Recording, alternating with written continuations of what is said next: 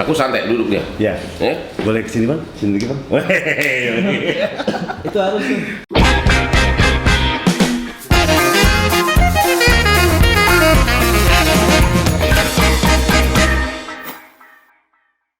Musiknya tuh udah Andy Williams. Apa kabar Bang Hotman? Oke, I'm okay. Oke, Bang Hotman. Ya. Bang Hotman tuh sekarang lagi viral banget nih Bang Hotman. Semua orang ngomongin Bang Hotman. Bisa dibilang di sosial media Bang Hotman viral banget. Ya. Nah, bagaimana nih Bang Hotman nih untuk menjadi seorang viral? Apakah memang itu tujuan Bang Hotman atau gimana Bang? Bukan itu tujuannya, Ya. tapi melakukan hal-hal yang benar, Ya. yang berani mengutarakan hal-hal isu terbaru, itulah yang membuat viral. Oh. Jadi viral itu bukan tujuan, Oke. tapi itu adalah akibat dari apa yang kita presentasikan itu berbobot. Oh. Dan cara kita mempresentasikan itu bagus. Ya. Misalnya, saya selalu bilang, halo anak muda lawyer, advokat muda harus begini, begini, begini. Kalau yang ngomong itu pengacara-pengacara yang kerjanya cuman gosip-gosip kan, orang akan ketawain. Iya. Tapi karena yang ngomong Hotman, karena sudah 35 tahun track recordnya, ada berbagai bule, hanya percaya. Oke. Akhirnya jadi viral. Gitu. Oke. Bang Hotman nih lebih nyaman disebut apa nih Bang? Selebriti gitu, soalnya banyak yang nyebut, ada yang nyebut selebgram, Ya. ada yang menyebut YouTuber juga gitu. Ya. Tapi Bang Hotman nyaman nggak sih dengan predikat kayak gitu Bang? Bagi saya predikat apapun nggak masalah. Ya. Tapi yang jelas the real me pada awalnya adalah sebagai lawyer, ya, sebagai lawyer. Oke. Jadi orang kagum itu karena prestasi sebagai lawyer. Karena tanpa itu orang akan bilang saya sebagai pelawak. Banyak nih Bang, banyak pengacara yang bagus-bagus di Indonesia. Setuju nggak Bang? Tergantung bidangnya. Tergantung bidangnya, Ya. oke. Istilah banyak sih nggak banyak, tapi lumayan lah. Lumayan. Lebih tepat kata lumayan. Nah, yang Tapi, bikin ya. yang bikin Bang Hotman spesial nih di antara semuanya gimana nih Bang? Yang bikin saya spesial karena jarang, pertama nyali, ya. Yang kedua, background internasional saya, perkara-perkara raksasa yang jarang dimiliki oleh putra Indonesia. Oke. Yang bisa bersaing dengan bule-bule, dan memang kebetulan saya 20 tahun sama asing, 4 tahun di Australia dengan kantor pengacara raksasa, sehingga dulu itu setiap kasus-kasus bisnis besar di pengadilan, pasti salah satu pihak itu pasti saya yang dipakai gitu loh. Oke. Udah spesialis gitu loh. Oke. Anda kalau lihat nanti di sebelah sana, ini kasus-kasus konglomerat semuanya ada semua tuh. Iya. Ya. Jadi memang by conduct dari bukti, memang the real international case dan kasus-kasus yang menarik, dan saya ngomong itu direct yang orang langsung ngerti tanpa ada basa-basi gitu. Oke. Dan saya paling bisa membaca suasana gitu loh. Misalnya kasus Johri ini. Saya baru sekali nonton, pertama kali itu sekitar tanggal 11 Juli. Begitu saya lihat panca indera saya ke-6 saya bunyi, aduh kasihan banget itu anak bangsa. Oke. Persis kayak anak ayam yang kehilangan induk. Saya dulu waktu di kampung, saya punya ayam, kalau induknya hilang langsung, terus sambil lari-lari. Johri itu lari-lari sambil dia tepuk tangan sendiri. Juara dunia, tepuk tangan sendiri, tidak ada panitia satupun, Betul. tidak ada yang menyalamin dia, yang menyalamin dia justru hanya wartawan, kameramen. Dan kabarnya Bahkan benderanya, benderanya pun bendera orang lain katanya. Iya, betul. Nah itulah, jadi Iya. yang berani ngomong itu langsung di TV saya, tapi saya berani itu tidak sekedar untuk menyindir, tapi justru untuk membangun. Karena kalau ini saya sindir pasti Johri akan diperhatikan. Saya sindir jam 6 subuh viral dari IG saya di Bali, ya. Betul. Itu Saya lihat tanggal 12 ya. Siangnya sudah langsung semua pejabat nawarkan bantuan. Iya, ini ngomongin soal lawyer nih Bang. Ya. Kalau misalnya Bang Hotman sendiri, kira-kira nih Bang, ada nggak sih satu lawyer yang, wah ini berat nih dikalahin nih di Indonesia? Ada. Jadi ada satu orang Tionghoa, orang Indonesia Tionghoa, yang kalau ada perkara bisnis, ya, orang pengusaha udah tahu. Oke. Kalau dia dipakai harus cari Hotman lawannya katanya. Oh gitu Bang? Dan itulah berkas itu, yaitu satu perkara itu. Oh gitu Bang? Itu lawan dia itu. Itu panjang banget. Yang kardus-kardus ini? Iya. Oh. Itu perkara, dan you kalau tahu isinya nanti kau akan terkejut karena itu adalah kardus perkara orang paling konglo di Indonesia. Oh. Dia mewakili orang paling konglo, aku mewakili konglo lain, ya itu. Oke. Ya. Nama-namanya di sini. Berarti sering ketemu nih Bang sama orang ini? Bukan sering ketemu lagi, kayaknya seumur hidup. Pokoknya sih ada karena satu perkara kan 3 tahun nggak selesai. Iya. Terus bulan lagi ada lagi yang baru. Iya. Ini baru dapat lagi lawan dia lagi. Lawan dia lagi nih Bang? Iya, lawan PK lagi. Baru dikasih klien nih. Baru dikasih nih. Perkara soal gula. Soal gula? Soal gula, pabrik gula ini sebuah. Dia punya memori PK-nya udah setebal begini satu.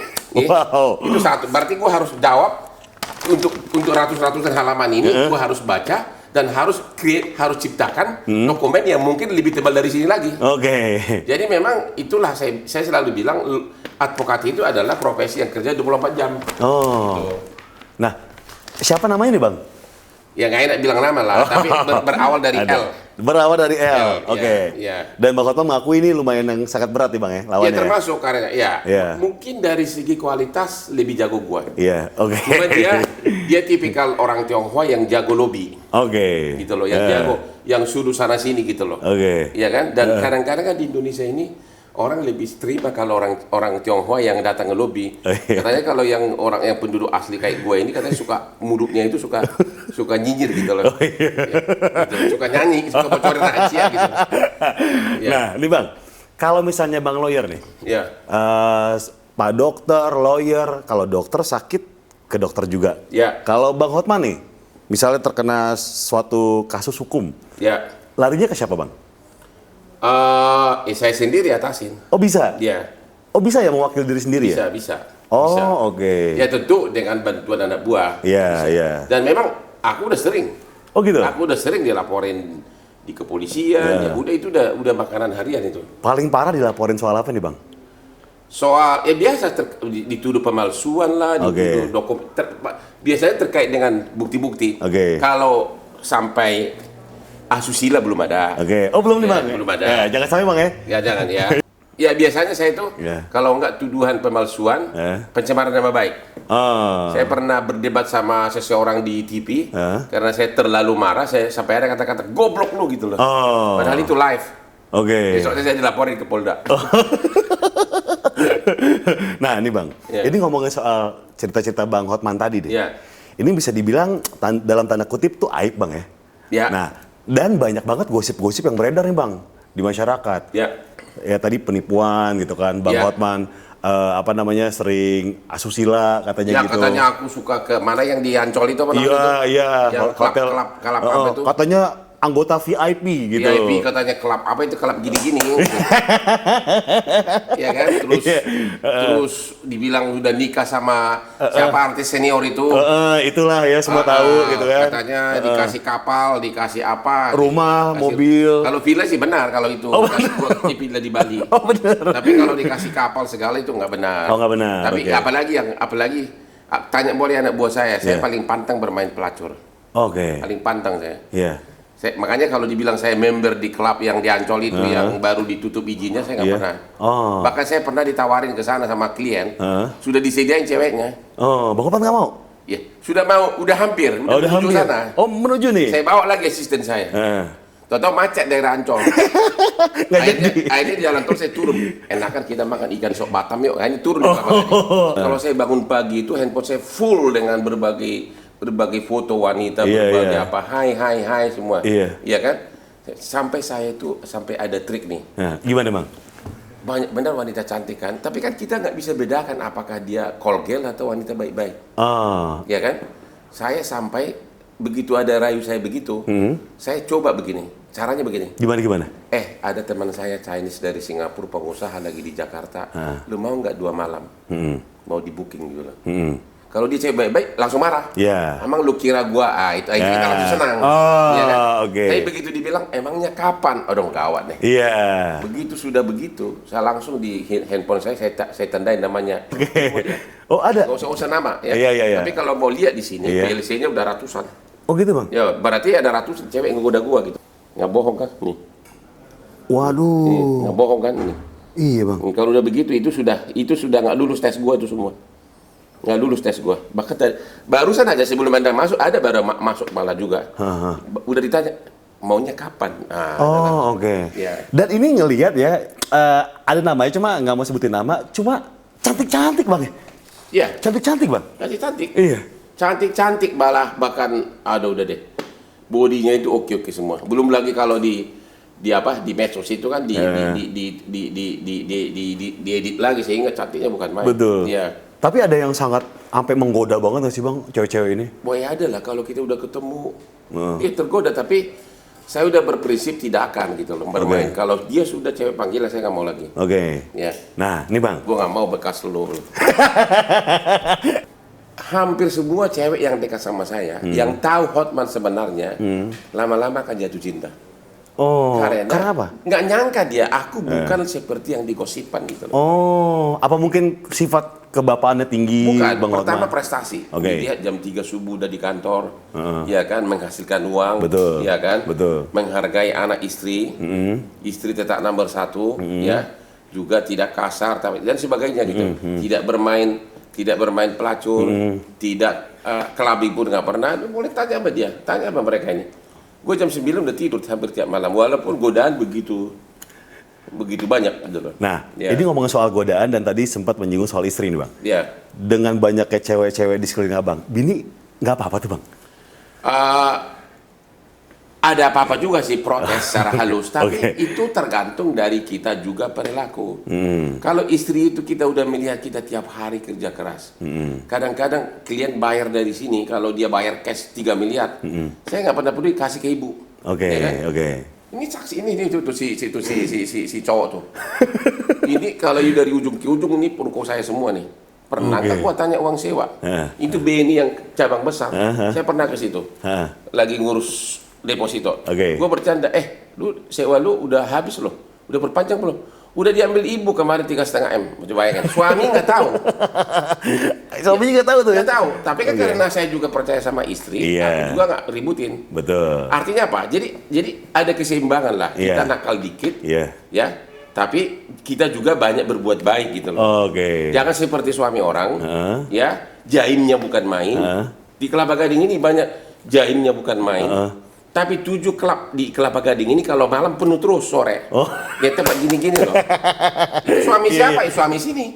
Padahal pagi dia Jumat malam ke sana, hari Minggu dia udah ke gereja dengan baju yang sangat sincek-sincek, yang sangat jaim, sopan. Tahu-tahu Jumat malam dia habis beronde-ronde sama cewek di pelacuran. Berarti memang apa adanya nih Bang Hotman ya? Apa adanya, bukan apa adanya, tapi bukan berbuat yang asusila. Tapi saya nggak mengatakan diri saya bersih. Makanya saya bilang ada 4 jenis buaya. Satu, buaya cinta, yaitu seperti saya, darah dan daging, tapi bisa juga jatuh cinta. Ya kan, karena kalau ada laki-laki mengatakan tidak bisa jatuh cinta, itu bohong tuh. Ya kan? Semua laki-laki pasti suka wanita cantik. Bahkan itu buaya cinta. Jatuh cinta apa boleh buat, tapi tetap nggak boleh nikah. Tetap istri hanya satu. Harus wajib lah. Wajib itu. Karena apa?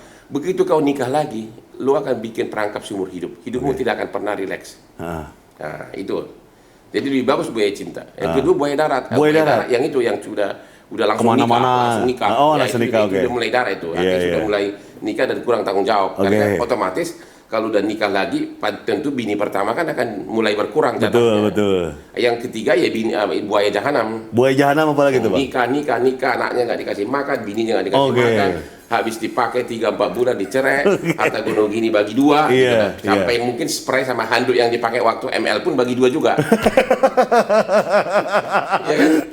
Itu namanya buaya jahanam. Buaya jahanam. Itulah. Padahal dia nggak bisa mengembalikan kenikmatan yang dia dapat dari cewek itu. Lu mana bisa lo? Subuh kau gitu kan? Mana bisa lo kembalikan itu? Nih Bang, banyak yang nanya di DM Instagram saya nih Bang, dan komen-komen YouTube. Seberapa ampuh nih Bang sihir-sihir cincin ini nih Bang? Jadi sebenarnya karena sebenarnya saya ini dalam kaitan dengan penampilan. Ya, saya itu paling sering berhadapan dengan konglomerat, berhadapan dengan pengacara-pengacara bule ataupun pengacara Singapura. Jadi karena kita ini kan jujur aja, kita ini kan penduduk asli pribumi yang dianggap masih sedikit terbelakang lah sama bule-bule sana. Betul. Kan? Jadi kita datang aja udah langsung dianggap sepele kan. Tapi begitu saya datang di ruangan itu, ya dari detak sepatunya aja udah coba nih. Coba nih, ya. Udah beda. Dia tahu ini merek internasional kan? Iya kan? Udah langsung bule-bule itu langsung bermerek kan? Belum lagi kalau mulai rapat, bunyi berliannya kan? Ya kan? Udah beda tuh ya? Udah beda. Udah beda. Otomatis dia, langsung berganti. Hai Mr. Hutapea gitu loh. Oke. Belum lagi penampilan selalu rapi ini. Kayak begitu. Iya. Penampilan itu wajib Bang. Penampilan itu perlu dalam rangka untuk self confident. Agar berhadapan dengan lawan, kita sudah meningkatkan rasa percaya diri. Bukan mau pamer. Bang, mau lihat Bang, yang ini Bang, cincin yang kuda ini tuh bisa ceritain nggak nih Bang? Ini apa nih Bang? Ini toko-toko emas langganan saya, berlian. Kalau ada yang aneh-aneh, ini katanya buatan Itali, ya. Ini trompet. Ya, kalau ini yang normal ini. Ya. Jadi kalau ada yang antik-antik, suka langsung saya ditawarin ke saya. Yang laki-laki lain nggak berani pakai, dia hanya berani pakai cewek lain di belakang pintu. Kalau berani gini nggak berani. Ini Bang, kalau boleh nanya Bang, kalau misalnya makan nasi Padang dicopot dulu semua atau gimana nih Bang? Enggak, kalau kan sebelah kanan masih bisa. Masih bisa. Makanya di kanan saya nggak pakai, karena sering nulis kan. Jadi masih bisa, satu masih oke. Iya. Jadi yang sihir-sihir khusus tangan kiri nih Bang. Nah ini dia nih kan. Ini ciri khas Bang Hotman nih. Jadi sekarang kayak kemarin, saya kalau keluar ke tempat publik, semua ibu-ibu, tua muda, laki-laki pada gini, foto, mereka sudah ikut bergaya gini. Jadi itu udah khas ya? Mereka langsung gini. Ya, jadi anak yang minta foto saya itu nggak orang kaya, orang miskin, kakek itu. Nah dari semua penampilan Abang nih, yang harganya pasti mahal-mahal, punya barang KW nggak nih Bang? Atau barang palsu? Nggak ada, saya nggak suka palsu. Nggak suka? Nggak suka. Jadi ada tapi nggak dipakai lah. Kadang-kadang dikasih orang. Tapi saya terus kenapa dibeli nih Bang kalau misalnya palsu? Ya kadang-kadang kita lihat cantik, iseng atau dikasih orang, tapi nggak pernah saya pakai. Pada akhirnya apa? Padahal kalau saya pakai, orang pasti percaya itu asli. Iya benar. Tergantung siapa yang pakai Bang ya? Benar. Saya nggak mau pakai lagi. Untuk apa yang asli itu banyak? Iya betul. Iya kan gitu. Nih sehari-hari OOTD atau apa namanya? Outfit of the day, pakaian Bang Hotman nih. Berapa duit nih Bang total semua? Nggak bisa disebutkan berapa duit, karena kadang jasnya murah. Cuma kalernya menarik. Gitu loh. Jadi tidak otomatis, ada yang sangat mahal. Ya, tapi tergantung. Jadi nggak ada ukurannya gitu loh. Kalau jas itu, pokoknya bagi saya yang penting eye catching. Eye catching langsung. Jadi saya nggak bisa lagi hanya sekedar hitam atau eye catching gitu loh. Jadi dimanapun kita nongol, udah langsung mata orang memandang hanya dari warnanya doang. Gitu. Tapi kalau ada dimanapun saya, di belahan bumi manapun, kalau ada jas yang mahal, saya tidak pernah ragu berapapun harganya. Kayak kemarin itu ada jas yang baru ada 2, jas produksi Tom Ford. Itu saya beli di Las Vegas. Berapa duit tuh Bang? Hampir 300 juta. 300 juta? Itu pun sudah dibeli orang. Pada akhirnya tuh? Ya, ntar dulu gue bikin taktik agar nggak jadi. Jadi dia bilang, jadi saya di Las Vegas, siapa yang waktu itu artis yang cowok yang make? Justin Timberlake. Ada kok fotonya semua. Sama kayak yang dipakai Justin Timberlake. Memang toko itu bilang baru 2 yang beli. Justin yang warna hitam, aku pas warna biru, tapi itu pesanan orang di Las Vegas. Waktu itu malam tahun baru malah kita jalan sama rombongan sama Syahrini segala itu sama keluarga saya kan. Tapi dibilang, udah dipesan orang. Tapi jam 4 nanti batasnya, ya kan? Kalau nggak beli ya kau boleh ambil kan. 3:30 saya udah di situ. Ditungguin nih. Harapan gua jam 4 gua akan ngotot agar gua gitu. Bener loh. Jam 4 dia nggak datang, ragu-ragu terus. Gua marah sama bulenya. You promise to me 4 o'clock I'm here. No, I pay now. Orangnya udah mau datang. I don't care, gua bilang. You said 4 o'clock I come here. Nah, ini gue beli. Jadi yang punya ini Justin Timberlake sama Bang Hotman ya? Yang hitam dia, yang biru saya. Luar biasa. Nah, ini ngomongin soal Instagram Bang Hotman, kita ngomongin soal bully-bully nih Bang. Kayak banyak banget bully-bully gitu. Kayak sudah mengakar gitu lama-kelamaan gitu Bang ya di Indonesia ini Bang. Dengan kemajuan medsos sekarang, memang orang sudah bisa ngebully atau kekerasan penindasan tanpa harus ketahuan, yaitu dengan akun palsu, atau juga dengan pakai nama sendiri. Jadi itu sudah terlalu parah, sehingga tanpa disadari itu adalah suatu bahaya sosial yang semua orang tua harus menyadari agar anaknya jangan jadi korban bully atau penindasan secara non fisik gitu. Ya, makanya saya berkali-kali bilang, mumpung lagi ada film terbaru nih, Aib Cyberbully, saya kira semua orang tua harus mewajibkan anaknya untuk nonton ini, sama orang tua juga, termasuk guru-guru di sekolah gitu. Betul. Ya. Nah, ini Bang, boleh ini nggak sih Bang dikasih tips and trick nih Bang? Bang Hotman kan kalau saya lihat ini Bang, komen Instagram gitu kan, banyak banget yang ngatain, banyak banget yang bully, ada yang bilang, Bang Hotman OKB, orang kayak baru gitu. Bang Hotman ada yang bilang misoginis, kayak sexual harassment sama perempuan gitu. Nah, menghadapinya tuh gimana tuh Bang? Kita kalau itu tidak ada akibat apapun ke kita, don't care lah. Ya, kayak kata Syahrini itu kayak deterjennya. Makin kita kocok, dia makin berbusa. Akhirnya buktinya apa? Begitu kita cuekin, hilang sendiri. Kayak kemarin ada artis terkenal tuh yang dibilang Hermesnya palsu. Iya, katanya. Ya kan? Gak usah bilang nama deh. Tanya ke saya, gimana ini Bang? Gue bilang, caranya gampang. Gue bilang, asli itu pamerin langsung. Nggak usah lapor polisi capek-capek, gue bilang. Pamerin yang asli, selesai, gue bilang. Betul. Kayak kemarin ada pengacara Omdo, ya, pengacara Omdo yang tinggal di apartemen murahan. bilang gua katanya nggak benar, kaya segala macam. Saya mengatakan diri saya kaya, tapi saya lebih kaya dari dia. Gua langsung pamerin aja semua villa gua di Instagram gua. Meskipun dibilang OKB gitu Bang. Ini Bang Hotman OKB apa? Bagaimana OKB? Gua udah 20 tahun pun, 25 tahun lagi saya udah pengacara top. Luar biasa. Kan? Jadi kalau ada yang kayak gitu, selain cuekin adalah dengan membuktikan bahwa you are not like that gitu. Betul. Sebaliknya. Misalnya dibilang OKB baru, bagaimana OKB kalau dari, makanya waktu itu dibilang OKB, langsung foto-foto saya waktu di Australia. Apakah kalau kita ngebully di sosial media ada pasalnya Bang? Ya ada, karena ada terhadap anak ada namanya Undang-Undang Perlindungan Anak, itu ancaman hukumnya 5 tahun, barang siapa melakukan kekerasan non fisik, walaupun memang bully itu susah pembuktiannya. Karena kalau anak sekarang, misalnya ada contoh anak dibilang dia anak tukang bubur, ya kan? Dia baru sebulan kemudian dia baru meninggal karena stres. Ya, padahal susah bagi polisi untuk mengkaitkan orang yang menuduh dia sebagai anak tukang bubur penyebab meninggalnya. Karena untuk pidana kan harus 2 alat bukti. Betul. Jadi memang bully penindasan non fisik itu susah pembuktiannya. Paling-paling adalah pencemaran nama baik atau pelanggaran undang-undang ITE. Ya. Jadi makanya saya bilang paling bagus bagi orang tua adalah mengawasi, dekat sama anaknya dan diajari contoh bagaimana cara mengatasi bully, yaitu penindasan ini. Seperti saya tadi itu saya bilang sama si artis, dibilang Hermes palsu, ya udah pajangin aja 30 asli semua, selesai, gue bilang. Dibilang ada yang bilang gua katanya STNK mobil gua kredit Iya betul. Ya, dia bilang bagaimana bisa kredit, orang udah masuk tes amnesti segala macam lunas. Ya kan, kayak begitulah. Ya.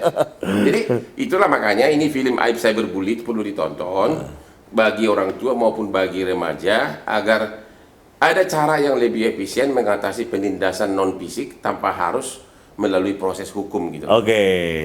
Itulah dia. Jadi kita menghimbau nih Bang ya supaya bijak dalam menggunakan sosial media. Betul. Terus untuk orang tua itu mengawasi anaknya gitu. Dan jangan sampai bully-bully itu terjadi sama anak kita, bahkan anak kita pelaku atau korban. Jangan sampai Bang ya. Dan jangan lupa nih ada film yang seperti Bang Hotman tadi bilang, ada film bagus namanya Aib Cyberbully, tanggal 2 Agustus. Nanti kita nonton bareng Bang. Bagi yang cantik-cantik kalau nggak ada teman ya aku bisa buat datang ke premier. Terima kasih Bang Hotman atas waktunya. Jadi sampai jumpa lain kali Bang Hotman, sampai ketemu di premier film Aib. Stop bullying, jangan dianggap remeh. Nonton film Aib Cyberbully agar Anda mengetahui cara mengatasi bully. Terima kasih udah nonton. Jangan lupa subscribe. Sekut cuy. Biasanya terkait dengan bukti-bukti. Kalau sampai asusila belum ada. Belum nih Bang. Belum ada. Jangan sampai Bang ya. Jangan ya. Atau menghamili belum ada. Belum ada Bang Karena cepat diatasin. Atau dicegah. Betul. Jangan kayak Lulu itu main tembak aja.